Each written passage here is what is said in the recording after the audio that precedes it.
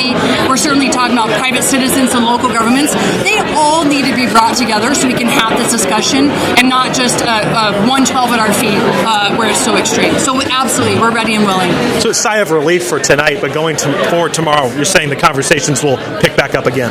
Listen, while it's a sigh of relief, and thank goodness that Colorado resoundingly voted to defeat this, our work is far from over, and we know that. Starting tomorrow, in fact, and the next day, we're going to have the very same discussions that we've been having on the No on 112 campaign. The solution is there, and we'll find it. We'll work together. Talk about the partisan nature of this just a little bit, because going into tonight, we kept hearing for weeks, 50-50 split, leading up even to today. This was going to be close. We're going to be here for hours tonight.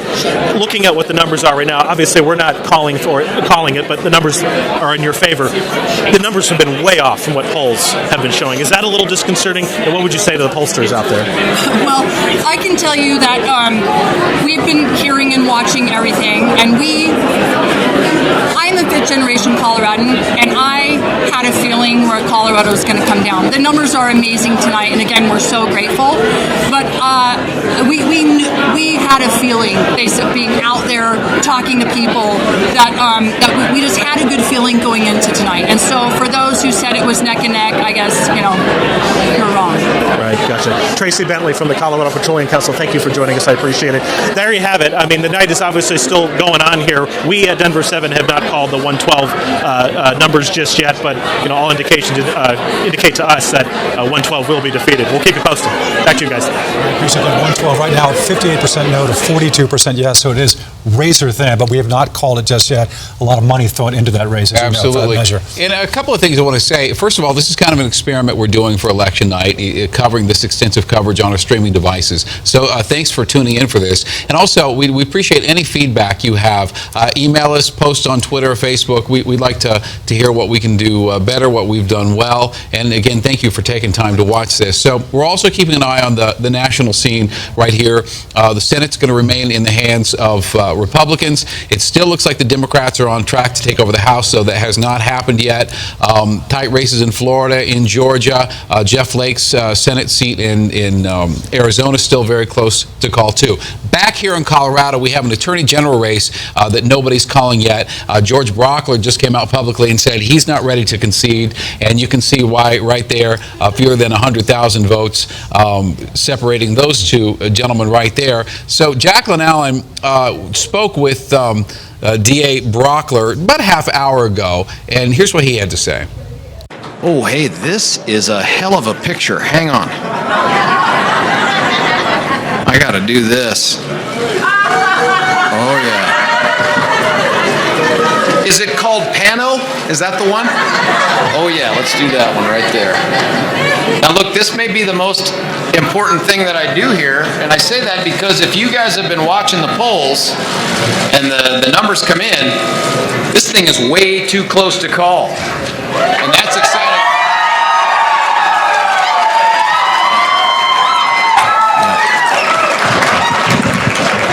Look, I'm going to be honest with you. There's some parts of the state that haven't gotten their ballots in yet, and there are parts that are very favorable to us that have yet to report. Yeah, as you know, at the end of every election, Boulder and Denver come back with a whole bunch more ballots as well. So we are right now within about 1.5-ish%. And my expectation is that thing is going to continue to close, and with just a little bit of luck and a whole lot of your prayers, we're going to end up on the other side of that number, and we're going to end up winning this thing. It's just going to require us all to spend the night here. So you guys don't mind doing a little slumber party? I've been told that it will be an open bar paid for by the Colorado Sun. Oh, wait, I just said that for Jesse Paul down here. He's taking notes right now. Open bar. Tell Larry. Yeah, that's great. First off, let me say thank you for everything that you've done to help us get here. There is no way we're this competitive in this environment with all the issues at foot without all the sacrifices that you guys have made. Some of you have sacrificed money. Some of you have sacrificed time with your families, time from your jobs. That does not go unnoticed. That is how this system works. My hope is the next time I come back up here, I have awesomer, greater news to tell you, and then I'm hoping to kind of surf across the top of you. So get your arms limber. I want to do kind of, you can just do that whole thing right there. We can still win this thing. I'm very optimistic. Keep the faith. Let's do this thing. Thank you very much. Woo! You've been listening to George Brockler there talking about the Attorney General's race. He took a few selfies there, then talked about how close this race is. Very close now, 49% to 48%. He trails Phil Weiser, but as he said, it could be a long night, and they expect to not know the results for quite a few hours. Very loose, not in a terrible mood over there. He's not ready to call this. Let's go over a couple of the other issues. We had a couple of transportation issues, Prop 109 and Prop 110.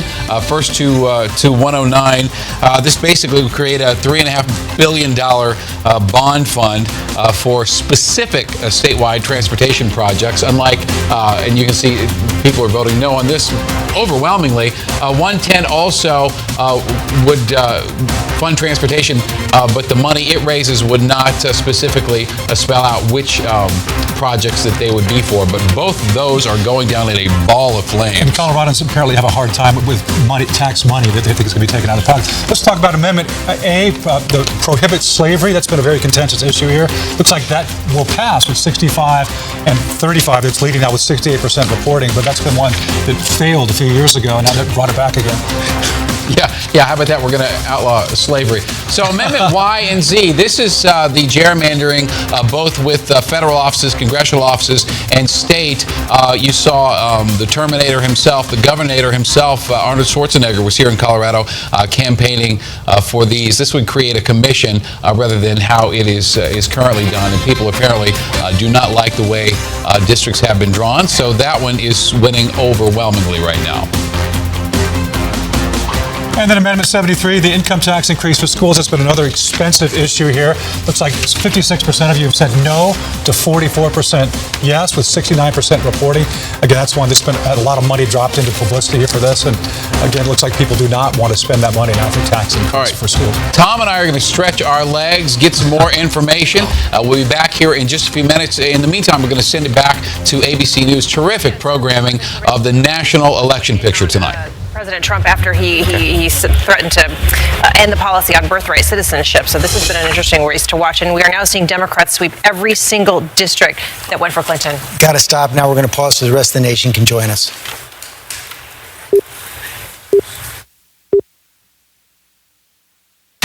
This is an ABC News election update. Now reporting, George Stephanopoulos. And ABC News can now project that Democrats will win enough seats to gain control of the House. Democrats will pick up at least 23 seats in the House. We've included in our calculations several seats with later closing times, which we believe will not affect the outcome, but we are prepared to project right now that Democrats will take control of the House of Representatives. So we are heading for a split decision. We have a split decision this evening in the 2018 midterm elections. Republicans will keep the Senate. John Carl, Democrats will take the House. Yeah, and this is a whole new ball game. I mean, even though this is a split decision, it is not the kind of blue wave. The Democrats will now control every committee in the House of Representatives. So those committee chairs that were defending the president, that were going after his allies, will suddenly be investigating him and be investigating his administration, possibly even his business dealings. But because this is a split decision, I think there's a real danger of Democrats overplaying their hand, because we have seen Republicans do very well in the Senate races. They will have a bigger majority in all likelihood in the Senate and do better than expected in the governor's races. The country was divided in this election, and the Congress will be divided Mary to reflect Bruce, that. you cover the House every day. The Democrats will take the chairmanship of important committees, Oversight Committee, Intelligence Committee, perhaps the most important of all, the Judiciary Committee. They are going to investigate everything, essentially. They are not afraid to go and check this administration. Many Democrats that I've talked with feel that this administration has been allowed to operate unchecked by the current chairmen, the current Republican chairmen. That will now come to a screeching halt. They are going to investigate everything from the president's tax returns to possible Russia collusion to conflicts of interest. They're going to look at what the president has done with his agenda so far. There is a real political danger, though, for Democrats in doing this. They are going to have to show that they can legislate and not just investigate. And Democrats I've talked with are well aware of that. They are likely to pass some legislation early on, especially something maybe dealing with corruption in government. They know that they need to send a message that there's a new sheriff in town. Okay, Mary Bruce, thanks very much. Democrats have taken control of the House of Representatives. ABC News can project. We've also projected that the Republicans will keep control of the Senate here in the 2018 midterm elections, a split decision. We'll be right back.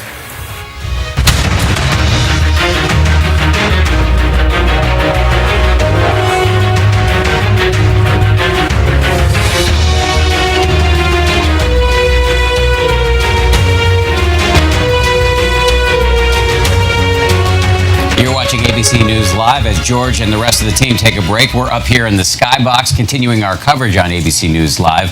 I'm Dan Harris. Let's step outside of the skybox and talk to Tara Setmeyer for a second. Tara is one of our ABC News contributors, and she's also a former Republican staffer in Congress. Let's talk about the big breaking news. So the Democrats are going to take control of the House. This is clearly a big victory for the Democrats. However, is there a risk that they would overplay their hands and overly investigate this president or push for impeachment in a way that would alienate voters? Well, I think that was the concern of the Democratic leadership initially. That's why they didn't want Democrats running on impeachment and running on, taking President Trump out. They wanted to run on health care and the economy, taxes, issues that matter to everyday people. However, I was in Congress as a staffer when the Republicans lost the House in 2006, and then when we got it back in 2010. And it's difficult to rein it in once you have the power of subpoenas. You have to understand that when you take over the Congress, the chairman of these committees have the ability to subpoena whatever information they want. That's the oversight function of Congress. So I think given the you could even say corruption of the Trump administration on a lot of levels for a lot of people, it's going to be hard for the Democrats not to want to investigate. Are they going to subpoena the president's tax returns? Or what else are they going to subpoena? We also have the Robert Mueller investigation out there. If Democrats take over, which is what it looks like it's going to happen, that means Devin Nunes is no longer the chairman of the Intelligence Committee. It also means that Maxine Waters, one of the president's favorite targets, will now be the head of the Finance Committee. So I think you're going to have to see, also you have what's going to happen with Nancy Pelosi as Speaker in the House. Yes. Democrats have an issue there. A lot of these Democrats who ran said that they didn't want her to be the Speaker anymore. Will they come home, and will Nancy Pelosi be the Speaker? There are a lot of things that need to fall in place once you take over power, and the Democrats do run a risk of trying to do too much too soon. So many questions. How do the Democrats manage the sort of seduction and temptation of power, and how does Donald Trump handle that? I'm sure they're talking about these very questions on both sides of Pennsylvania Avenue right now. We're going to be continuing our coverage on ABC News Live straight through the evening with Tara and the rest of our team. Back now, though, downstairs to George. It's 11 o'clock in the east, 8 o'clock in the west. Polls have now closed in 49 states. This is the 2018 midterm election. Live from New York City and across the country, this is ABC News Election Night 2018. Now reporting, George Stephanopoulos. Good evening. Welcome to Election Night 2018. As I said, 11 o'clock in the east, 8 p.m. in the west. I want to welcome all our viewers in the west, and ABC News can project now. We have projected a split decision in the midterm elections tonight. Democrats will take control of the House of Representatives tonight, projected to get more than the 23 seats they need. So far, 16. They're on their way to getting the majority, but Republicans will hold control of the Senate, have already picked up 2 seats, many seats left to play. Welcome back to Your Voice, Your Vote. We're glad you're with us on Election 2018. It's been quite a day already. Let's go right now to Chief Investigative Reporter Tony Kovaleski. He's at Democratic headquarters. And Tony, not exactly a blue wave, but maybe a blue trickle so far, but a couple big victories in the governor's office and 6th congressional district as well. Well, exactly, Tom. Let's paint a bit of a picture for you here. Crowd starting to thin out a little bit from what we saw about a half hour ago when Jared Polis took the stand and accepted Colorado's vote as the new governor of the state of Colorado. A strong message from him about reaching across the aisle, trying to make it a bipartisan future for this state. Also talking about how Colorado elected the first openly gay governor. A significant message, a significant moment here, and And we harken back to just 2 years ago and what it was like in this room when Democrats showed up expecting a celebration and not getting it. Tonight, moment after moment, as results come in from across the country, as results come in from Colorado, Tom, it is a big, big night for the Democratic Party in this state. Obviously, still some results coming in, still closely watching that Attorney General race, which is really, really tight. But remember, we're expecting late votes to come in from Denver, late votes to come in from Boulder. Those are obviously strong Democratic strongholds, and it'll be intriguing to see how that develops. You heard George Brockler earlier talk about it could be a late night. So still a lot to watch, but a big, big celebration here tonight, Tom. Okay, I know you were there 2 years ago. You mentioned what a difference it was 2 years ago. And we heard so much about this blue wave. Are you actually seeing that now, Tony? You think it's safe to say? Well, I think when you look at the number of voters that voted before today, the fact that Democrats were outvoting Republicans in the state before we even got to Election Day. Historically, 2 years ago, Republicans cast more than 110,000 more ballots than Democrats in this state. So I think it is fair to say there has been a blue wave in Colorado. Whether it will hold all 6 statewide races or not, we're still waiting on those results. But obviously, the governor's seat. Obviously, Mike Coffman getting knocked out in District 6. Those are significant messages in a state that for years has been considered purple, but may now be leaning towards more blue. Obviously, a big night. I talked to Mayor Michael Hancock about 10 minutes ago, and he talked about the analysis. He talked about the ballot measures that have gone down or appear to be going down, and why the electorate is maybe not getting the message on those issues, and the state leaders, when they come forward with more taxes and more options, may need to do a better job in educating Colorado voters. But clearly, Tom, a very, very interesting midterm election, perhaps one of the most interesting midterms in recent history. And Tony, I know you covered a lot of those propositions and amendments. Were you surprised at, say, the transportation measures, how they were shot down? Well, you know, Tom, I've been talking to insiders on both sides of the aisle over the past several weeks, and many told me that that's the way it was going to go down, and many are surprised. But a couple of people I talked to said when they first came out and said they were going to put this on the ballot, the polling showed about a 60% in favor number. Experts tell me that if you're talking about increased taxes, when you first roll that out, and we're talking several months back, you've got to have a 65% number. They knew at that time they were in trouble, and Colorado voters ultimately said today that it was in trouble. It didn't pass. So not surprised based on what we've heard over the past several weeks. Clearly, it's a major issue in this state, and I think those that are putting these kind of amendments on the ballot need to find a way, a better way to get that message across. Governor Hickenlooper told us earlier in the night that the solution may not be, or maybe not a statewide issue, but going city by city and county by county and breaking it up that way so there's more local control. But clearly, for those that are concerned about traffic, it's a devastating night on that side, Tom. And Tony, you said the voters have definitely spoken there. We've got some traffic here walking across in front of the camera here. Thank you, guys. Our esteemed panelists. Tony, great job out there. We'll be checking back with you in just a bit. Let's check back in now with our colleague Jacqueline Allen, who's standing by GOP headquarters, a much more subdued area, I imagine. Jacqueline. We're seeing there with Tony, as you said, it's a very subdued tone. People have started leaving here. People were crying. There was booing. Let's just say things have not gone well for the Republican Party here tonight. We've had one concession speech after another. We had Walker Stapleton give his concession speech. Party heads were basically very open and said they feel like Jared Polis bought this election. Walker Stapleton was a bit more conciliatory in his concession speech. He said, I want to encourage young people to do public service as part of any successful life, and thanked all of his supporters. We also heard a very gracious concession speech from Mike Coffman as well. Now, the one holdout that we're waiting for right now to find out more on is George Brockler, running for Attorney General right now. That race, he says, is too close to call, and we are all waiting here there to see how that goes. You can hear a few cheers coming from the background. They're watching some of the national races. They're taking at least some satisfaction in, I think recently they saw some numbers for Florida. So there is that hope that the Republicans will keep the Senate. So I'll send it back to you guys from a much more subdued GOP watch party. And Jack, just a few minutes ago, we ran a soundbite that you had gotten from George Brockler. He seemed very confident, even though he's trailing just by a razor-thin margin. Are you expecting he seemed to think he has a real chance of winning this race? What's your take on it, just being out there in the Republican headquarters?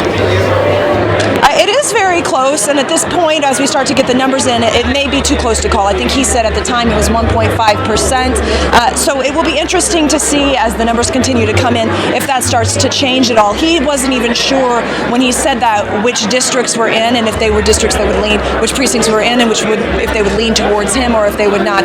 So we're waiting to see on those numbers. But even he, in his speech, said with some hopes and some prayers, we can still win it. So that's not the most positive endorsement for we're definitely going to win this, Tom. Okay. All right. Nice job, Jacqueline. We'll check back with you just a bit. We appreciate it. Jacqueline Allen, live at GOP headquarters. I want to join our panel now. Chrysanta Duran, the Speaker of the House, and also Amy Stevens, the former Majority Leader.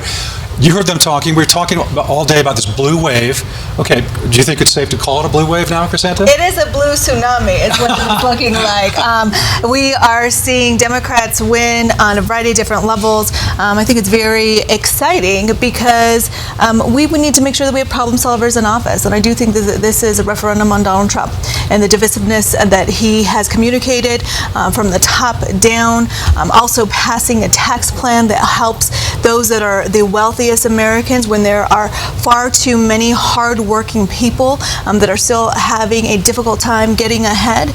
That's why we saw some of the last-minute tactics of him talking about, new tax breaks for middle-income families and some of these Hail Marys that he was making before the election. And the people of our country, and particularly the people of Colorado, we want to move into a different direction and really stand up against some of the divisiveness.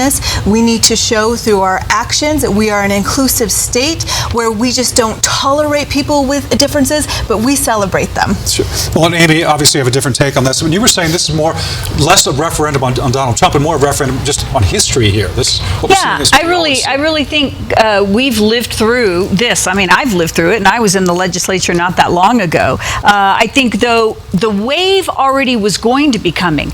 Democrats already had 50,000 more people registered. Republicans didn't get there. Democrats had a lot more money because you had a billionaire running for office, okay, and an unchecked billionaire. And so he could spend all the money he wants, and that left money to actually win seats people didn't really think could. I think it's shocking when you had every newspaper in Colorado endorse Wayne Williams, and you have a woman that no one had confidence in now winning the race because they could afford to put millions in there. I actually think it's going to be really interesting to see, first of all, tax breaks weren't just for the wealthy. Everyone, this economy's roaring. I think it's going to be very interesting to look at the stock market tomorrow. Colorado is a different animal. Sure. And we're going to go back and forth and back. But what nationally your people are saying here is, will Democrats overplay their hand? They always overplay their hand. And you're going to start seeing people go, oh my gosh, and then you're going to see it go back and forth. And I've lived through it. I've seen it. And so, I congratulate the people. Listen, anyone who runs for office works hard and tough. I do. But millions were poured into races that normally would not have been but for a billionaire running for governor and an oil and gas issue that took well over 40 million away from races. Let me see your hand. I want to see if you've overplayed your hand here. Your hand looks fine. What is that? No, your narrative on Trump all night. Trump. We're going to come back to both of you in just a second. We should be talking. We want to go to our friend. Let's join hands and sing Kumbaya. We are. Now we're all friends here. Let's go to our Liz Gilardi, who's standing by now at Democratic headquarters with more. Liz. Well, know, tonight the crowd here is energized. You can hear them reading off some numbers behind me and watching those results continue to come in. And between Jared Polis's victory as the next governor and other key races like Jason Crow's projected win over Mike Kaufman, there's a lot to celebrate here for the Democrats tonight. But the conversation here is really about a shift in power. And if that is in fact happening in Colorado, you know, they are hoping to win Republican seats in the House and maybe even a chance to win the Senate. Colorado has long been seen as a swing state, as a purple state, and statewide positions like the Secretary of State and Attorney General going blue could indicate a broader shift. Congresswoman Diane DeGette addressed the crowd a short time ago, and she announced that Colorado is no longer a purple state. And here's what she told us earlier tonight. We haven't seen evidence of a blue wave yet. We're all very cautious after 2016, but very encouraged about the early voting around the country and here in Colorado. And also some of the early results that we're seeing from the East Coast are showing some solid Democratic victories.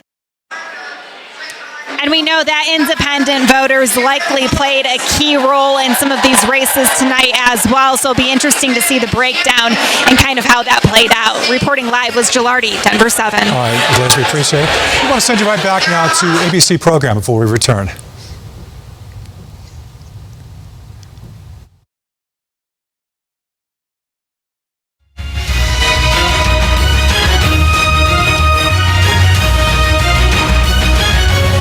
You're watching ABC News Live as George and the team take a break. We're going to continue our coverage up here, upstairs, in what we're calling the Skybox. Mike Muse is here. Mike's a host on Sirius XM Radio. Thanks for joining us yet again tonight. You've been watching the Gillum race closely, the Florida governor race. Andrew Gillum, the young Democratic mayor of Tallahassee, just got up and conceded. What are your thoughts as you watch this play out? Well, coming into tonight, I was looking at this election as a referendum on what is America? What is America choosing to be? How are we defining patriotism? How are we defining what it means to be an American? And as a result of all the cultural warfare and discourse that's been happening in the closing arguments of this election cycle, immediately after Gillum won, we started hearing race conversations. After he won the primary. After he won the primaries, we started hearing, race conversation, race baiting, dog whistling, and then just overt racism. His opponent, who's now going to be the governor of Florida, quite infamously used the word monkey in a live conversation on Fox News, which people jumped on and said, well, that was racist. So that's what you're referring to. That's what I'm alluding to. And so I was curious to see how was Florida going to respond to that. And how was Florida were they going to choose culture over party over culture, culture warfare, that is? Were they going to choose policy over culture warfare or culture warfare over policy? But I didn't hear a lot of policy towards the closing arguments of this race. And so there was some part of me that said that Floridian was a rise above that and would definitely choose Gillum at the end. But what it turns out was that that wasn't the case tonight. We saw that happening in South Florida where there was some strong support for Gillum, but he couldn't really take it within the middle parts of Florida and the rural areas of Florida. And so it still leaves us to wonder, what does America want to be? Who are we as Americans? And I've yet to figure that out. Hopefully I'll see by the end of the night, but as of right now, I've yet to conclude that. Well, yet, if you're looking at this from the left, which I think you are, there's a lot to cheer. A lot of women who did well. We've got your first female Muslim in Congress. You've got one of possibly two Native Americans. So diversity we are having a moment of diversity here tonight, at least thus far as the results come in. Yes, we can celebrate the diversity, absolutely. But in those cases where the Muslim one, you're talking about the representative who won in Michigan just currently right now, there wasn't a lot of xenophobia that occurred in that election cycle and on that campaign trail where we actually saw that happening within Florida. So I think there is a difference. So yes, we can celebrate diversity. Yes, we can celebrate women rising to the occasion and being victorious, but there wasn't in those races when it went head to head, there was no xenophobia. Right. There was no ideology. So voters didn't have a chance to get up and say, no, we will not accept this kind of behavior. Exactly. Right. Well, we saw the outcome of that in Florida and says, we'll look past that and still vote for the Florida governor. Mike Hughes, thank you very much. Thank you so much. Appreciate your analysis. We'll continue to talk to you because we're going to stay on the air for quite a while here. And every time George and the team go to break, we'll pick it up with information and analysis. analysis. For now, we're going to send it back downstairs to George Stephanopoulos.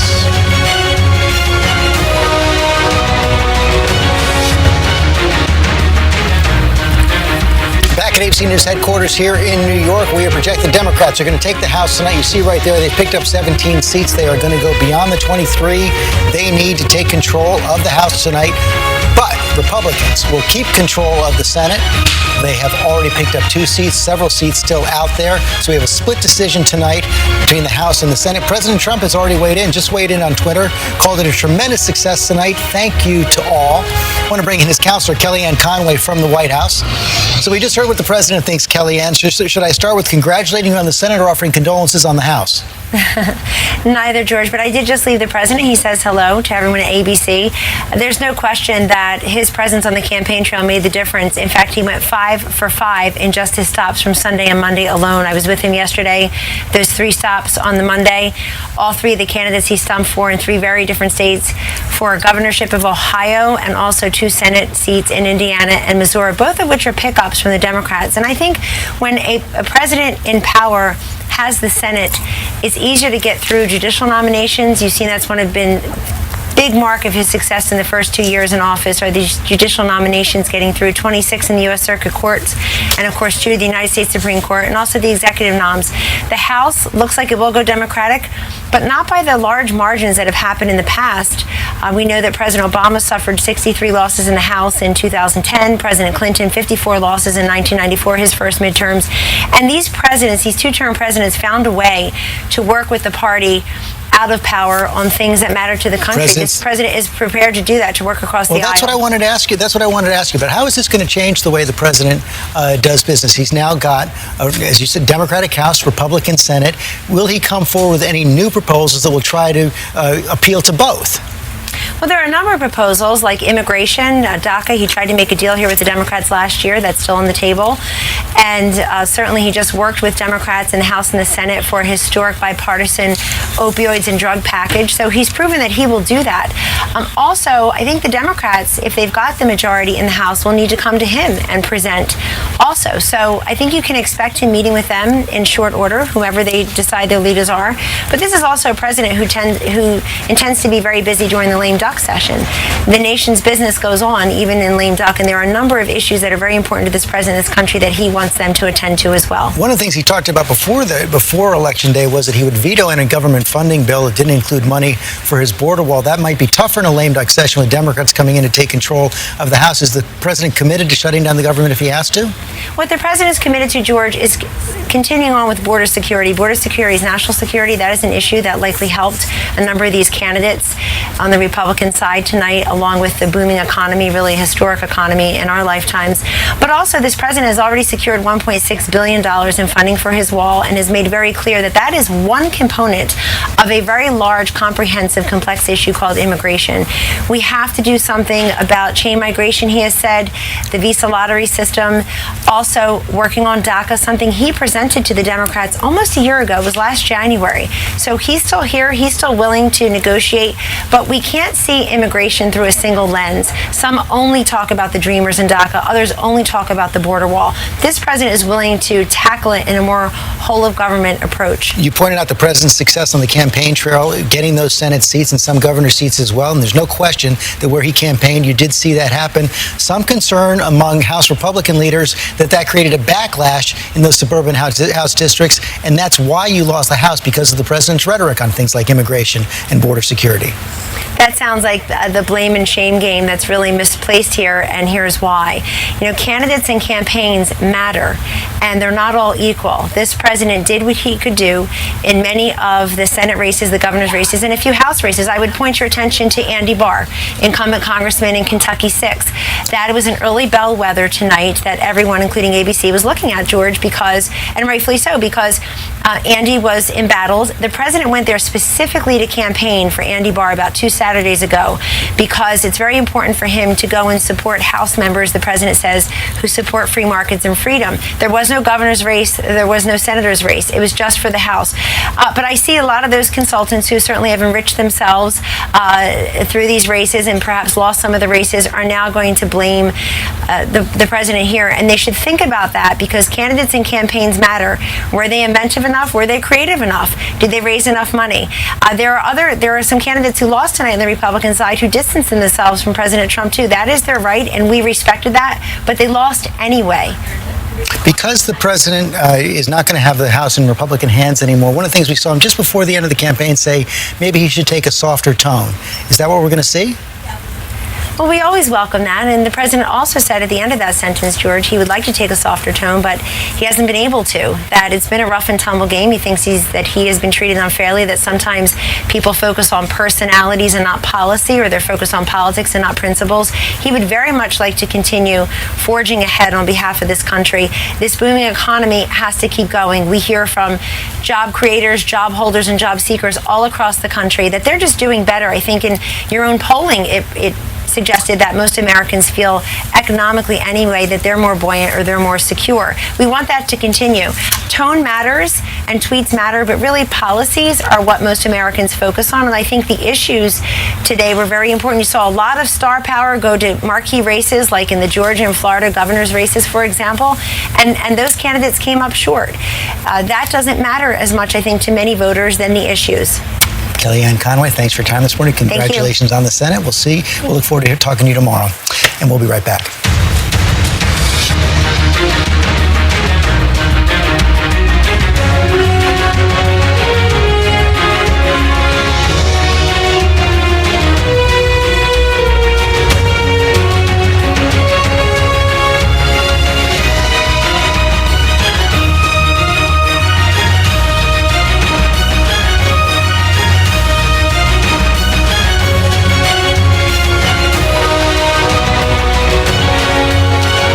Watching ABC News Live as George and the team take a break downstairs. We continue our coverage upstairs in this area we're calling the Skybox, and we have a special guest, Anna Marie Cox, host of the podcast With Friends Like These on the Crooked Media Network. So it gives people a sense of where you're coming from politically, the Pod Save America world.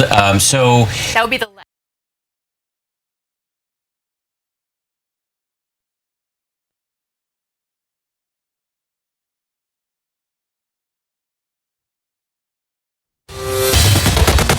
Good evening on this election night. This is Your Voice, Your Vote 2018 election update on the Colorado races. I'm Ann Trujillo. And I'm Shannon Ogden, and we're very glad you're with us. Let's get right to the results. Colorado now has a governor-elect. Democrat Jared Polis will fill the seat vacated by term-limited Governor John Hickenlooper. Polis defeated Republican Walker Stapleton, who, as you know, was endorsed by President Trump. And there are the numbers as they stand right now, 51 to 46%. And the good news continues for Democrats in the 6th congressional race in Colorado, largely west and south of Denver. Jason Crow declared the winner here, unseating Congressman Mike Kaufman, a Republican who has held that seat for 10 years. Wow. And here are the numbers right now. Jason Crow with 53% to Kaufman's 44%, about 20,000 vote difference there.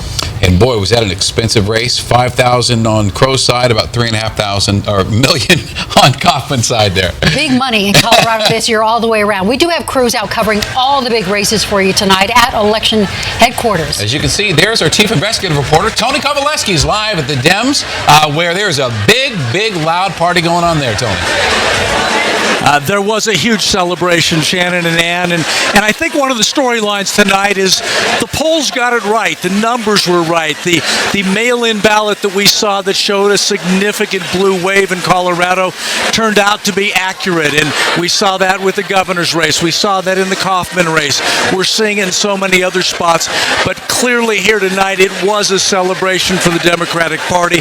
Obviously, keeping a close eye on the Attorney General race right now, which which is within 1 percentage point. But for this night, for this party, the Democrats did send a message in Colorado, and they're watching closely now that Senate side for the House to see if it's a Democratic governor, a Democratic House, and a Democratic Senate. It's leaning that way right now. So a lot still in play, but so far a big night for the Democrats. And Shannon? All right. Thank you, Tony. As you know, this has been a very packed ballot. There were 13 ballot issues right now. The most closely watched, the most expensive one, Prop 112, that's the oil and gas setback. Let's take a look at where the numbers stand right now. Oh, there we go. So the no's clearly out. I don't think anybody's officially conceded or declared victory on this, but it's not even close. The no's are really way out in front of this. Yeah, this was a big money item on the ballot this year, and certainly there will be a lot more talk about setbacks as we look forward to the legislative session. But again, this one looks like it's going down to defeat tonight. Also tracking Amendment 74, this one's not been called either. If this one's approved, it would expand the rights of property owners who can sue governments when the government makes a decision that they feel decreases their property values. There's been a lot of talk about this amendment, which would need 55% of voter approval. Oregon had passed a similar measure. That got a lot of talk here. They had to repeal it because it was costing governments a whole lot of money. So, again, this one looks likely to go down in defeat. We will keep watch on these numbers for you as well. In general, this has been a tough night for Colorado Republicans. Our Jason Grenauer is at Republican election headquarters tonight. So I can guess the mood by the sparse number of people behind you and how quiet it is, Jason. Yes, you absolutely can, and you can actually mark one more in the column for defeat for Colorado Republicans. As we speak right now, Wayne Williams, Secretary of State, now former Secretary of State, has conceded his race to Democrat Jenna Griswold in that Secretary of State's race. The party chairman really put it best when I asked him about the overall kind of feeling of what happened here tonight with their two major races going down in defeat. He said, quote, ugh, followed by the fact that sometimes you have a good game plan and you still get beat. Of course, he's talking about Walker Stapleton, who went down in an earlier defeat than many here expected to Democrat Jared Polis. And then the U.S. 6th Congressional District, Congressman Mike Kaufman goes down to Jason Crow, part of that blue wave that helped flip the House from Republican to Democrat. A few quick notes of victory for the Republicans. Ken Buck, Doug Lamborn, and Scott Tipton did win, but as you can tell from behind me, still a solemn atmosphere after a whole bunch of Republican losses. Guys. All right, Jason Grenauer with the GOP tonight. Thanks, Jason. All right, we want to talk about the Attorney General's race. This was a seat that was up for grabs because Cynthia Kaufman held the seat, and it looks right now that Phil Weiser is winning. No one has conceded this race. It is still way too close to call. We're expecting to keep watch on these numbers as the night grows on. All right, about 30 seconds left here for you. Let's quickly look at Prop 109 and 110. These are both slightly different ways to pay for improvement of our roads here. And both seem to be going down in defeat as well, 109 and 110. So we know there's a lot more coverage for you tonight. We are hoping that you will stay with us right here on Denver 7 and with our partners at ABC News. All right, Ann and I will see you right back here at 10 o'clock.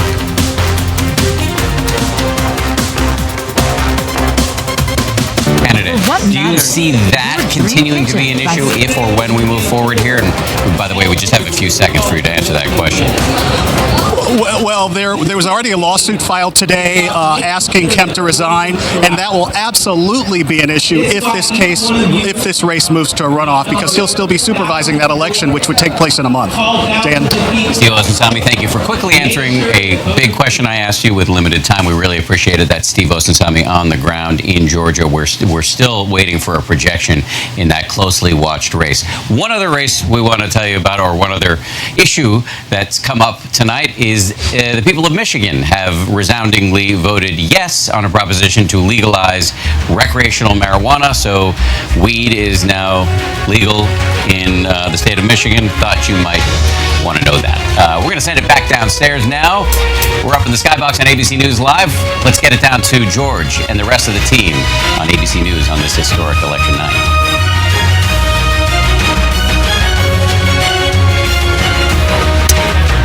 Here, ABC News election headquarters here in New York, and there you see the results in the Senate so far tonight. Republicans have extended their majority in the Senate, picking up 2 seats, several seats still hanging out there. But on the House side, ABC News can project that the Democrats are going to take the House of Representatives. So far, they've picked up 19 seats. They need 23 to take over. Based on the seats that are still out there, we believe they will do that relatively handily. So a split decision tonight, and we have more House races coming in right now. First one from the state of Minnesota, the 2nd District in Minnesota. Angie Craig has defeated the incumbent Jason Lewis outside of Minneapolis. And Anna Cox, I want to go to you on this right here. Jason Lewis was an incumbent hampered by his career on talk radio. Yes, he said several things that sort of offended our Me Too sensibility. He's also said things about immigrants that tended to not sit well with the suburbs of Minneapolis, which are purplish trending towards blue these days. When we talk about whether or not Trump was successful in turning the conversation to immigration and scaring people about the caravan, I think we need to remember that places that actually have large populations of refugees, which is... Welcome back to Your Voice, Your Vote. A lot of things to talk about. Right behind me, you can see the Proposition 112 numbers shot down 58 to 42.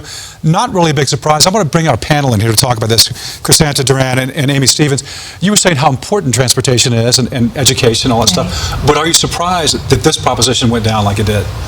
Well, I think as it relates to Proposition 112, there's been about an estimate of $40 million that has come into this election from the oil and gas industry. Right. So I think that there was a big investment to educate the voters of Colorado about this initiative and other initiatives as well.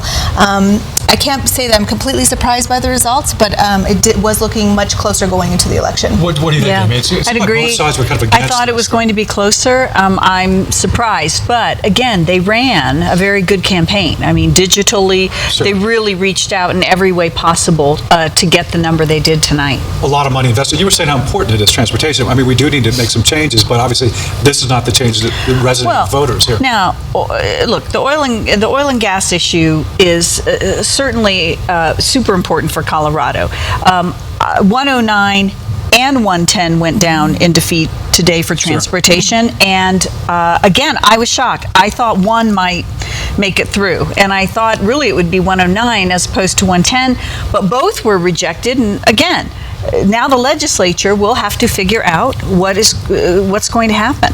And Chrysanta, do you think it's just the way it was worded? Because I talked to a lot of voters, and they were saying they weren't sure where that money would actually go. That was their concern. Is that the feeling you were all getting as well?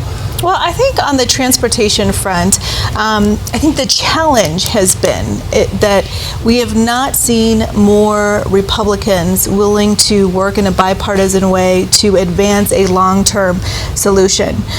There is no doubt that we have a revenue issue when it comes to transportation. When we think about all the growth that we have had, we need to start investing in our roads and bridges, but also multimodal options so that we are organizing our roads not just to move cars, but to move people. And we have to be realistic about some of the fiscal issues that this state is really facing at this point. When we think about when there has been successful fiscal reform, successful tax changes, it is when Republicans and Democrats have been willing to come together to really advocate for the greater good. I'd probably say, though, in that instance, to be clear, Madam Speaker, you actually ran a bill with the Senate President, a Republican. Yes. So both parties were looking for answers, not standing in the way, and both said, let's put this on the ballot. Now, the question is the education, though, of our population. Some supported 109 because they said we don't support multimodal. I don't know how this state grows, however, without multimodal and without other forms. And I think that is an education of the public. And I think people said, these are two taxes, we just don't want it. And yes, the President of the Senate was on that bill, and we saw what happened to him. We saw when there were... Yes, he retired. There were no... He's termed out. We're going to pause for 1 second. From the far pause for 1 second. Tony Kovaleski, just a few minutes ago, spoke to Denver Mayor Michael Hancock about this issue. With us now, the mayor of Denver, Michael Hancock. Obviously, it's been a night of celebration behind us. You followed a lot of elections. Put this in perspective. It's a big night for Colorado. I think Colorado sends a very strong message to Washington, particularly to the president, that enough is enough. And what you see tonight with the election of Joe Neguse, the election of Jason Crow in District 6, and the election of Jared Polis, that Coloradans still believe in people who want to unify as opposed to divide. You were in this room with me 2 years ago. Yes. We remember what happened. Explain to us the contrast. What's the difference in the 2 years? Well, I think the difference is Donald Trump. I think the difference is a Congress that's not willing to hold him accountable, a Congress that's willing to move forward on the issues that Americans care about. We got issues of affordable housing. We got transportation infrastructure that is crumbling under our feet. We've got people who are being left behind, and Washington is not moving. They are dividing folks as opposed to bringing people together. And I think Colorado spoke loudly tonight. After 2 years of this, we're saying enough. Let's have leadership that brings us together as opposed to divide us. We're seeing that 112 may be going down, 74 and 73. The two measures for traffic and transportation. Right. What did voters say on many of those key issues? Well, I think at the end of the day, a lot of it boils down to even more time to educate people. I'm glad that the people saw through 112 and what that would have meant to our economy and to our oil and gas industry. That's very huge for all of us here in Colorado, and certainly for Denver, Colorado. 73 is one of those where we got to go back to the drawing board. We got to find a way to provide greater resources for our educators, to pay them better, but also to give them the resources in the classroom. 73 was a way to do it. There might be a different way that people are looking for. We got to listen and we got to learn what they're talking about. Talk to elected leaders all over the state. Obviously, you're running the biggest city in the state. Yeah. 74 goes down. There was tremendous concern that could cripple your ability to do your job. Without question. I spent more time educating and talking to residents about what that would have meant, as little as just creating a view plane so that people can continue to look at the mountains. Could have resulted in the city of Denver being sued for millions of dollars under 74. I think the people of Colorado saw through it, and I'm glad for that. We can have a better technique in terms of how we communicate, but there's always a public good for the government to step in and protect our public right-of-ways. In recent weeks, some names have come out and said they're going to run for mayor of Denver. Yeah. Do you want to make it official right now and say you're going to run for re-election? Listen, here's what I say.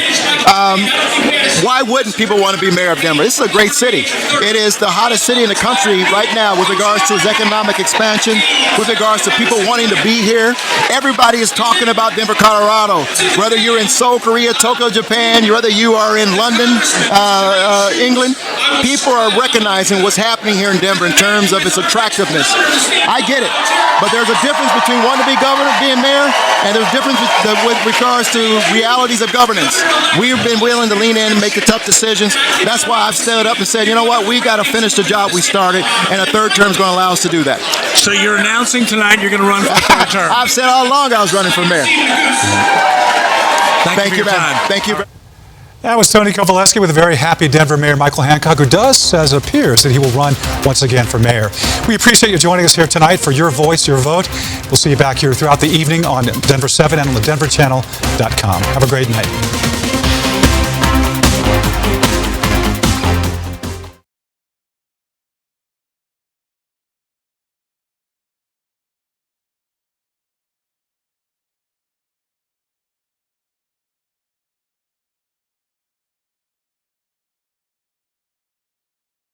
Everything that we are asking of him with these Senate races. I was told that the White House political shop is organized, they're disciplined, they're going to the states we're telling them to go to, they're going to the races we're telling them to go to, and this president was campaigning harder in midterms than we have seen any president of my lifetime. That's Washington. A lot of changes outside Washington as well. I want to look at some governor's races now. Some calls have come in. Gretchen Whitmer in the state of Michigan has defeated Democrat. Gretchen Whitmer has defeated the Michigan Attorney General Bill Schuette. In the state of Oregon, Governor Kate Brown, seeking her first full term, will hang on. That race turned out to be a little bit tougher than she expected, but she's going to hang on and get a victory.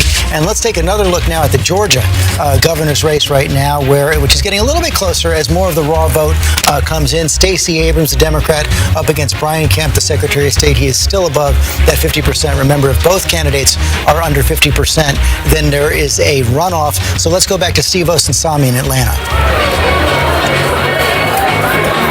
George, can you hear me there?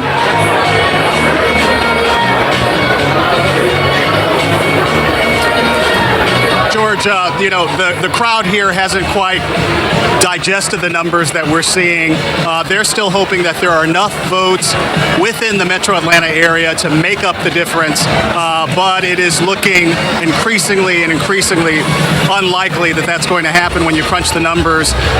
There was, when you look at the totals that are coming from across the state, Brian Kemp did exceptionally well in the rural parts of the state.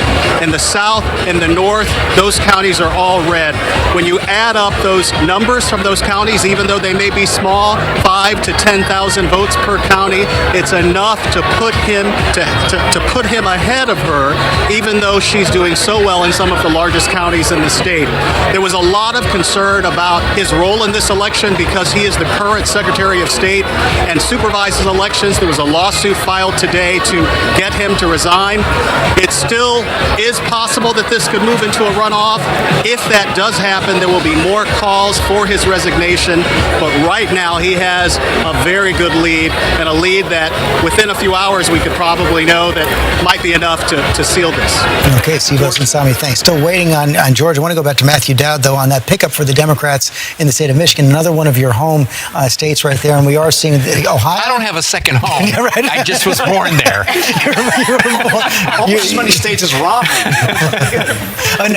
Replacing another governor who just didn't quite know how to deal with Donald Trump either on the Republican side. Yeah, I mean, and I think that obviously what happened in Flint was a huge tag, a huge black mark on the Republican administration there. But this is one of those states, as Chris and I and others have been talking about, that is a battleground state that goes forward. It's a Midwestern state. The Republicans have now won Florida, or it looks like they've won Florida.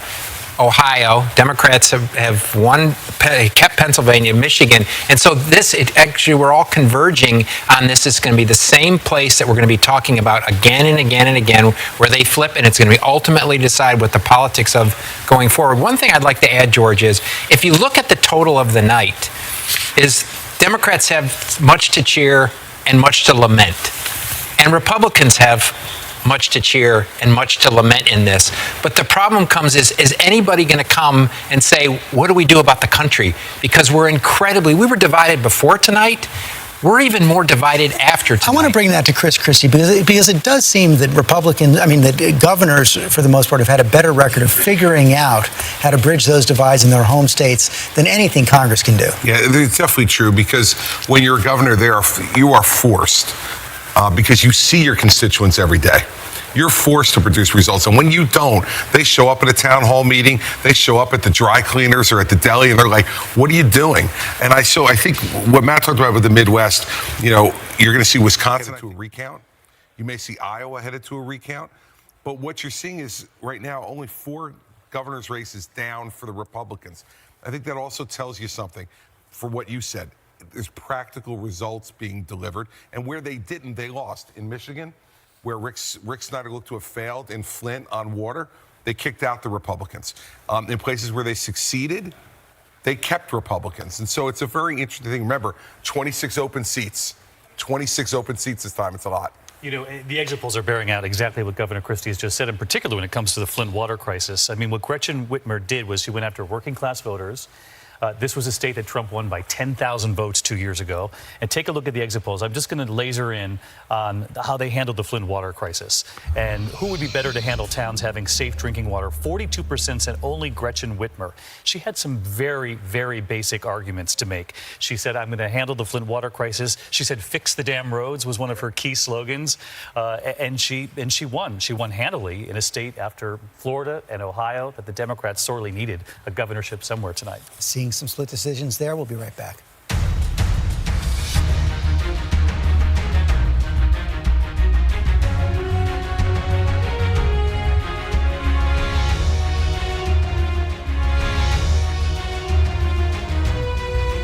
It's ABC News Live. We continue our coverage here of these historic elections.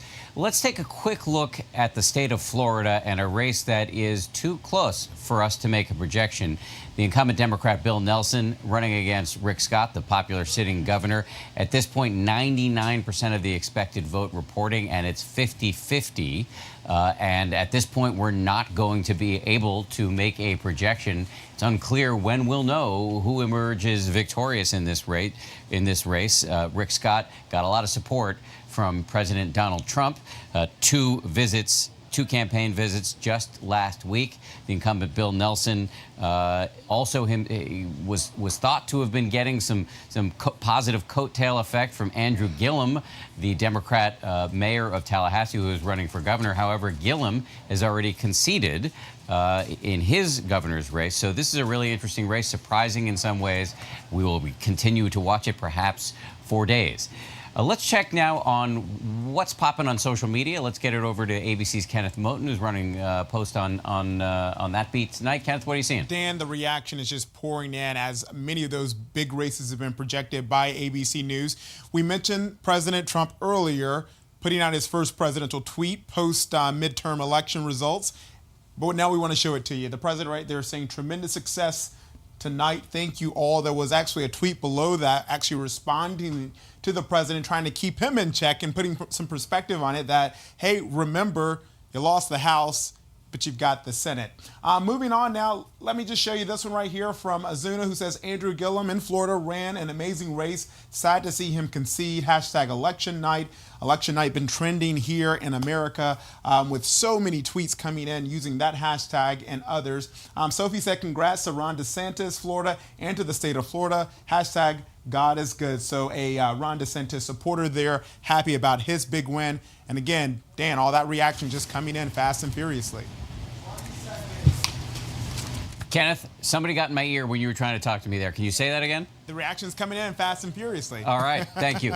Thank you. I thought you're making some sort of joke I needed to respond to. Anyway, thank you very much. Let's get it back down to George. Kenneth, we'll talk to you coming up later in the evening. Back now to George.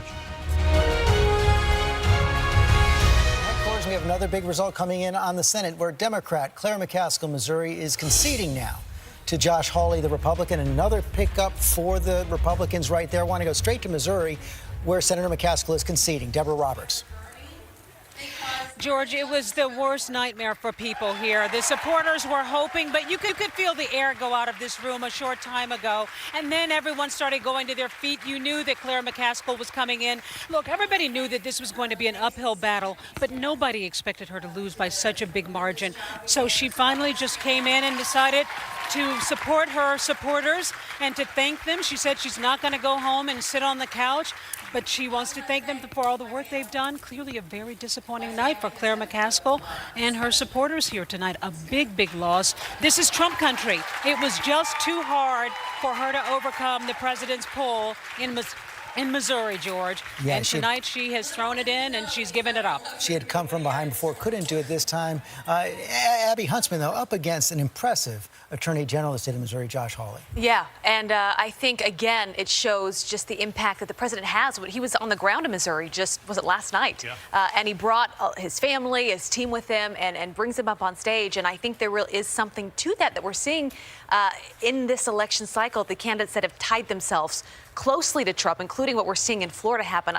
I think the White House is celebrating for a reason. They can say, look, we have gone out, we've campaigned for them. This is a referendum. Now they can say it is a referendum on us and in a positive way. So I think that this race with Hawley in particular is a very positive thing for the White House. Another result coming in from the state of New Mexico. Governor of New Mexico, Democrat, Congresswoman Michelle Lujan Grisham, three-term Congresswoman, has defeated Congressman Steve Pierce. She will become the next governor of New Mexico there in the Southwest. So that is a one in for the Democrats right there. John Carl, I want to come to you back on Missouri, state of Missouri. The president does have a lot of bragging rights tonight.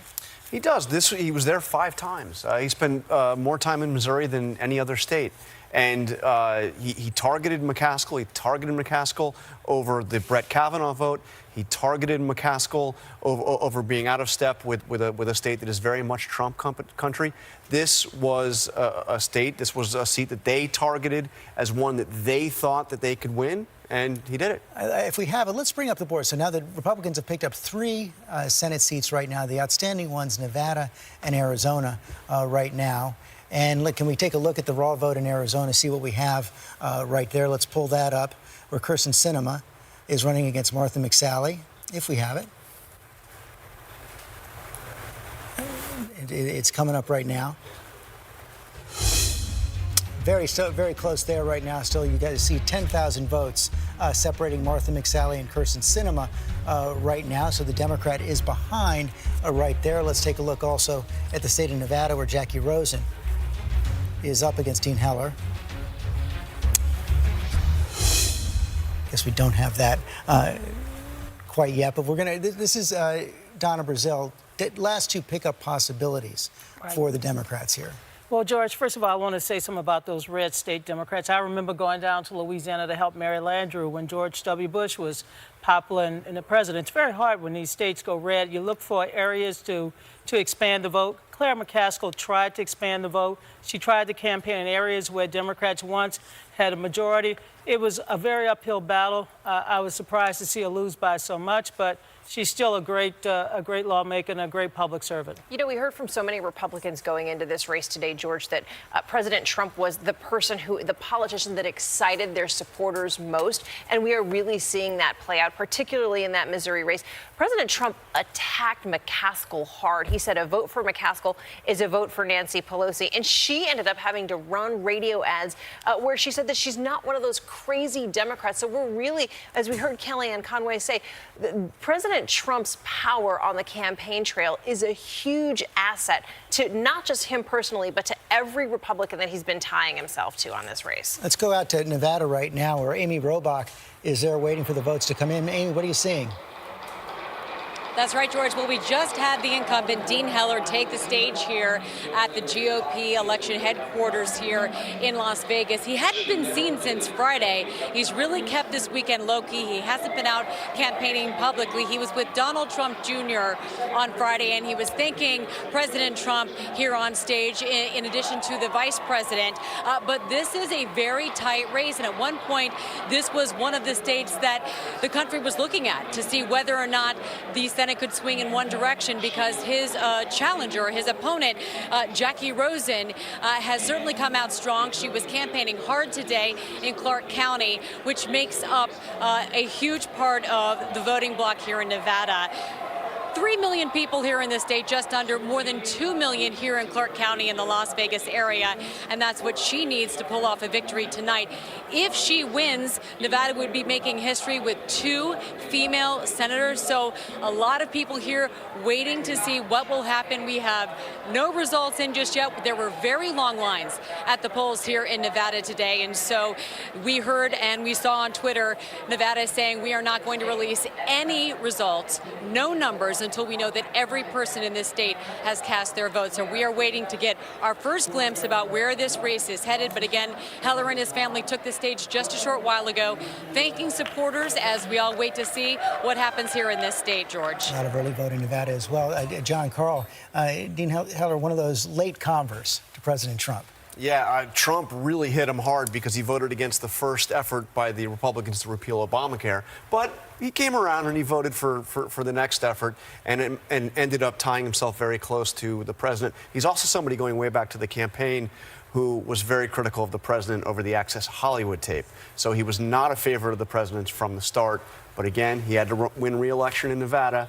He got closer to the president. Mary Bruce, one of the things you're going to see now in the Senate is a lot of new senators who owe President Trump.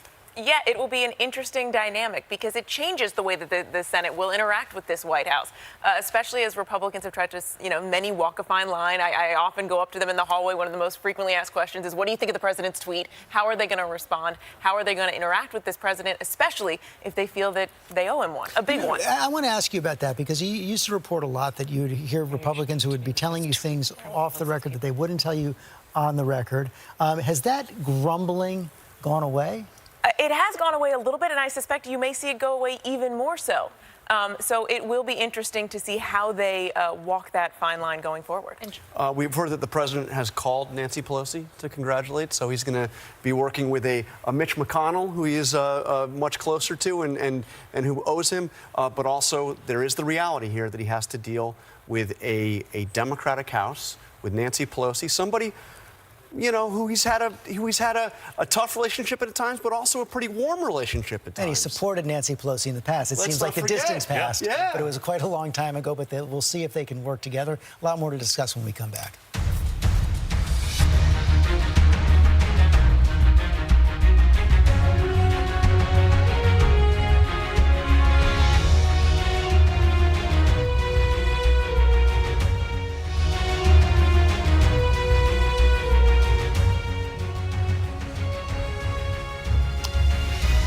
Hey, I'm Dan Harris. We're continuing our coverage on ABC News Live. I'm joined by Tara Setmare yet again. You know, one of the things you've wanted to talk about tonight that we haven't had a chance to really talk about is you've been tracking the performance of women tonight. What's your view? It's pretty extraordinary. We already saw a record number of women running for office in general. You had 276 women running for House, Senate, and governor races. And the success rate has been pretty remarkable for the House of Representatives, at least. At one point, you had 10 out of 14 seats that flipped were women. A lot of these women were in suburban areas, which were districts that Republicans knew they were going to have difficulty with because independents were breaking for Democrats because they're not happy with the tone and tenor of the Trump administration. And many of these women have won in these districts and taken out some pretty significant Republican incumbents in places like Texas, in places like Pennsylvania. 3 out of the 4 seats that were won in Pennsylvania were won by women. Oklahoma City, which was a race that even George earlier said that it wasn't on the map, wasn't on the radar, we weren't paying attention to it. That was a shocker, where someone in Oklahoma City, another suburban area. It has not officially passed. Both Democrats and Republicans have been against the measure, though, saying it would cripple Colorado's economy. In other news tonight, Chris Watts has reached a plea deal with prosecutors who plead guilty in the murders of his wife, 2 daughters, and unborn child to avoid the death penalty. Watts will be sentenced later this week. Let's send it over now to Chief Meteorologist Mike Nelson in the First Alert Weather Center for a quick check on the forecast. Mike. Oh, thanks, Tom. Our weather conditions today were cool, but they're going to get colder over the next couple of days. 51 was the high temperature today, and the normal is at 57. And right now, we are currently at 36 downtown, 37 degrees at DI. Pressure's falling slightly, and winds are out of the south-southeast at 6 miles per hour. As far as the lows tonight, mid-20s expected in the Denver area, low 20s up towards Sterling, teens and single digits expected in the mountains. And tomorrow is going to be a partly cloudy day, some scattered snow showers expected in the northern mountains, and we will have a little bit of fog and freezing drizzle early out on the eastern plains, and then just a chilly day with the temperatures expected just in the mid to upper 30s over northeast Colorado, low 40s in the Denver area, and mostly looking at 30s in the mountains. So tonight, partly cloudy with some patchy fog late and a low temperature at 25 degrees. For tomorrow, the high temperature only getting up to about 43. Some flurries possible late in the day, a little bit more snow and even colder weather expected by Thursday. All right, thanks, Mike. And that'll do it for me. We'll have more breaking election news from Colorado's election team starting right now.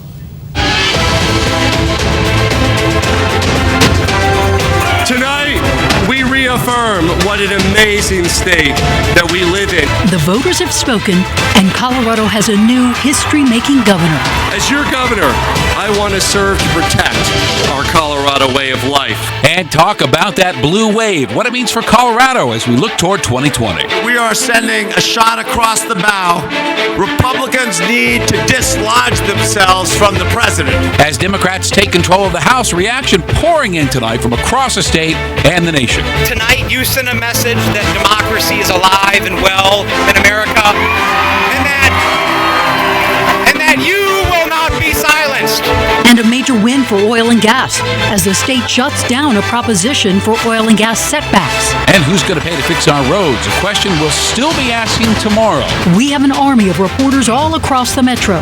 Over the next hour, we have you covered on the biggest ballot issues, including all the wins and losses and what's next. All right, first, we're going to get you caught up on the big results coming into the newsroom tonight. Let's start with this. Jared Polis is Colorado's brand new governor-elect. He defeated Republican Walker Stapleton. 51-46%, and it was called very early on. Also, incumbent Mike Kaufman loses his seat in the 6th Congressional District. Jason Crow came out on top, 53-44%. The race for Colorado's next Attorney General? Well, at this hour, as we come on the air, it's too close to call. The Democrat here, Phil Weiser, Republican George Brockler, still both waiting for final results here. Neck and neck in that one. Good evening on this Colorado election night here on Denver 7. I'm Ann Trujillo. And I'm Shannon Ogden. We're very glad you're with us. And over the next hour, we've got you covered on all the biggest ballot issues that affect your home, affect your children's schools, affect our roads. And you can see their results scrolling all night long on the bottom of your screen. So we want to start tonight with the reaction coming in from across the state about Colorado's new governor-elect.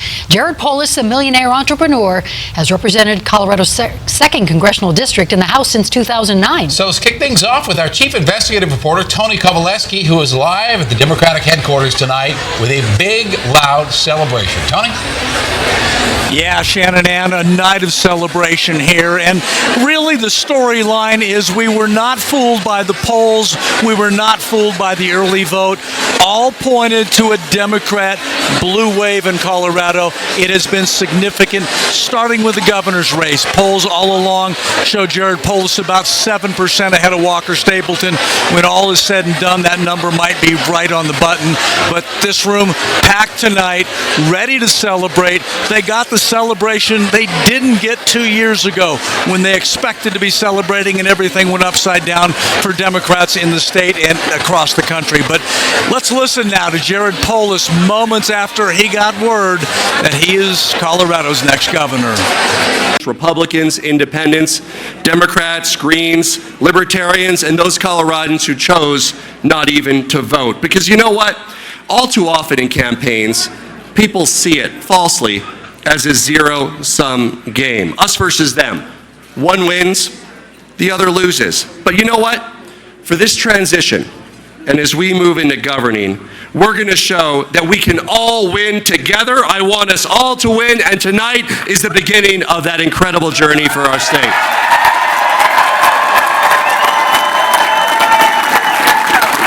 And I want to thank our amazing, my personal support network. First and foremost, of course, my amazing partner and the first man in the history of Colorado, Marlon Reese.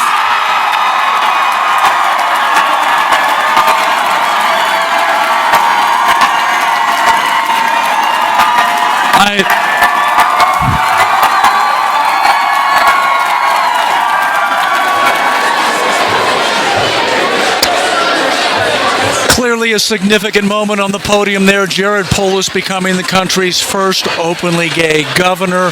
Also history made by Colorado's voters when they elected Polis's replacement for Congress.